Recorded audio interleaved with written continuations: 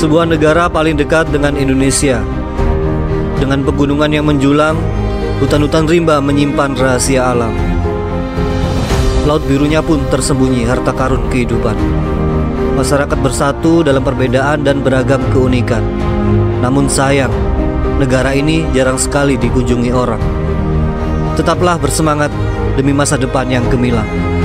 Inilah Papua Nugini.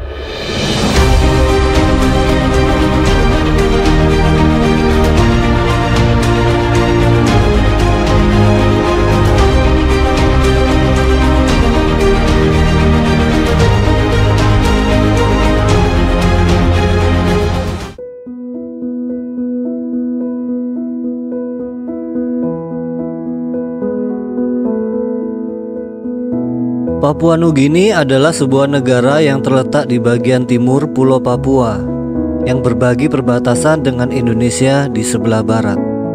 Sebenarnya, penduduk Papua Indonesia dengan Papua Nugini memiliki nenek moyang yang sama, yaitu ras Melanesia. Namun karena faktor politik, mereka pun terpisahkan. Papua bagian barat masuk menjadi Papua Indonesia.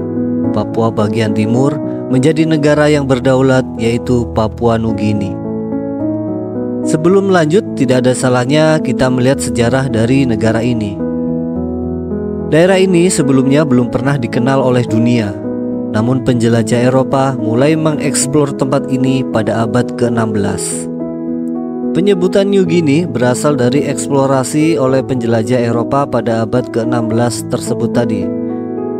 Ketika seorang penjelajah Spanyol bernama Ortiz de Retes tiba di pulau utara pulau tersebut pada tahun 1545, ia menyebutnya sebagai Papua karena kemiripan penduduk pulau tersebut dengan penduduk Papua di wilayah sebelah. Namun setahun kemudian, seorang penjelajah Portugis bernama José de Menezes tiba di pulau tersebut dan menyebutnya Ilha Nova Guinea. Hal ini dikarenakan para penduduknya menyerupai orang-orang di Guinea, Afrika Barat.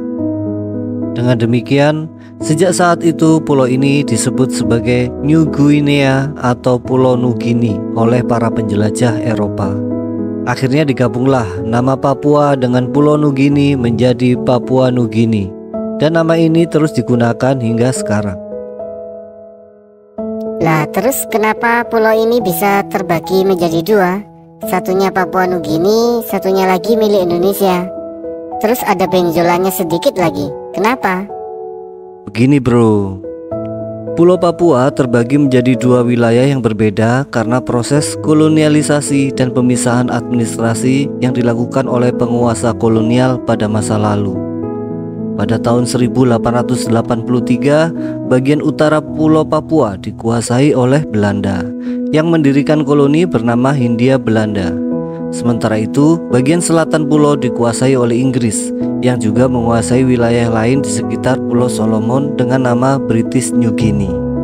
Jerman pun gak mau ketinggalan. Jerman mencaplok bagian utara dan menamakan dengan Jerman New Guinea.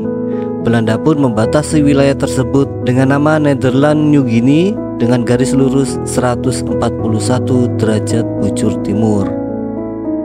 Pada tahun 1893, Inggris kesulitan melakukan patroli di perbatasan karena lebatnya hutan. Inggris pun meminta persetujuan Belanda untuk mengatur batas wilayah dengan mengikuti arus sungai.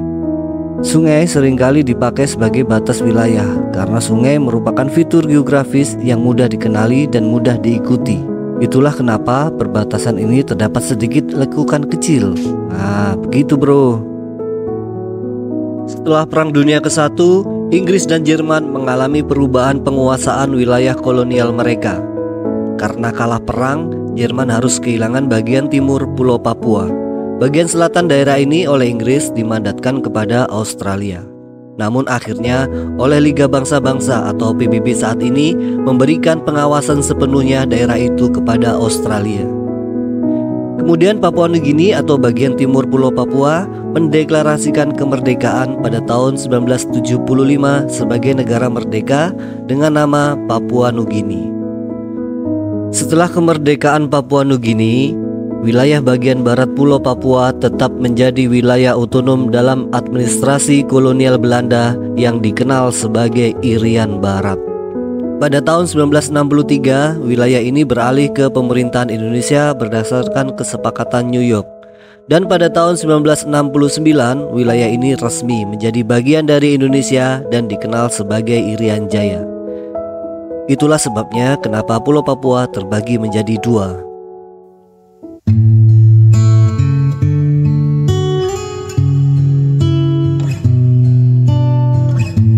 Papua Nugini adalah negara kepulauan yang terdiri dari sekitar 600 pulau. Sebagian besar wilayahnya belum terjamah oleh manusia.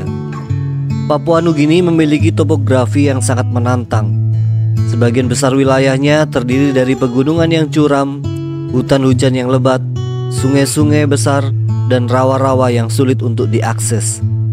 Medan yang sulit ini membuat banyak daerah terisolasi dan sulit untuk dijangkau, sehingga menghalangi manusia untuk menetap di sana. Di beberapa wilayah, kurangnya infrastruktur dan aksesibilitas menjadi hambatan bagi pemukiman manusia. Jalan-jalan yang terbatas dan infrastruktur transportasi yang minim membuat akses ke wilayah-wilayah terpencil menjadi sulit. Hal inilah yang menyebabkan negara ini sangat jarang dikunjungi orang. Karena jarang dikunjungi, maka perkembangan negara ini pun menjadi lambat. Akses terbatas terhadap infrastruktur dasar seperti listrik, air bersih, layanan kesehatan, dan pendidikan berdampak pada kondisi kehidupan masyarakat Papua Nugini. Masyarakat pun tergolong miskin. Bila dibandingkan dengan Papua Indonesia, Papua Nugini pun semakin tertinggal. Padahal Papua Nugini memiliki sumber daya alam yang melimpah, termasuk sumber daya mineral, minyak, dan gas alam. Industri pertambangan dan perminyakan adalah salah satu sektor utama yang memberikan kontribusi besar terhadap ekonomi negara. Selain itu, pertanian juga berperan penting dalam menyokong sebagian besar penduduknya. Papua Nugini juga memiliki populasi yang beragam dengan lebih dari 800 kelompok etnis. Beberapa daerah di Papua Nugini mengalami konflik antar kelompok-kelompok etnis atau kekerasan yang terkait dengan sumber daya alam. Hal-hal tersebut inilah yang menciptakan lingkungan yang tidak stabil dan menyulitkan upaya untuk mengatasi kemiskinan. Kasian ya bro, saya kira kita sudah susah, ternyata ada yang lebih susah. Makanya saya ingatkan masyarakat Papua, janganlah menuntut merdeka. Belum tentu dengan kemerdekaanmu kalian bisa makmur. Bener nggak bro? Kalau berpendapat lain tulis di kolom komentar ya, biar kita bisa berdiskusi.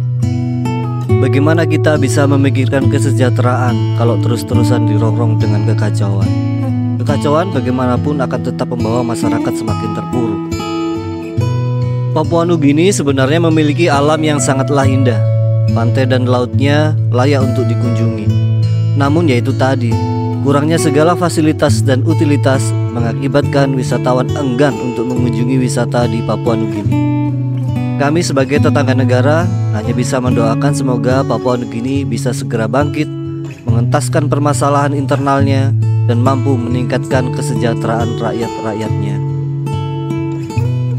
Oke, sampai di sini dulu informasi kali ini. Semoga menjadi hal yang bermanfaat bagi kita sebagai wawasan tentang fakta yang ada di Papua Nugini. Seperti biasa, tetap semangat dan selalu menjaga kelestarian alam. Wassalamualaikum warahmatullahi wabarakatuh.